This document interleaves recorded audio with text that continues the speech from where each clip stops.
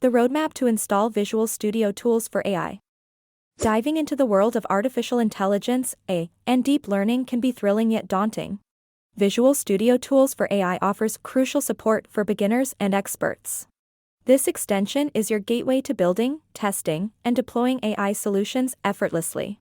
It seamlessly integrates with cloud AI services like Azure Machine Learning, offering robust experimentation capabilities. To set up Visual Studio Tools for AI, you first need to have Microsoft Visual Studio. Follow these steps to activate the extension. Click on the menu bar and select Extensions and Updates.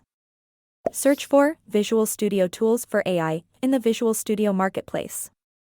Download and install the extension, then restart Visual Studio. Visual Studio Tools for AI accelerates the development cycle with streamlined workflows and integrated AI libraries. It promotes enhanced collaboration among team members and ensures cost efficiency in AI development projects.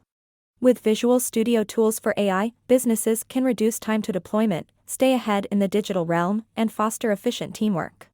By exploring the benefits of this extension, businesses can harness its power to create robust, tailored AI solutions efficiently.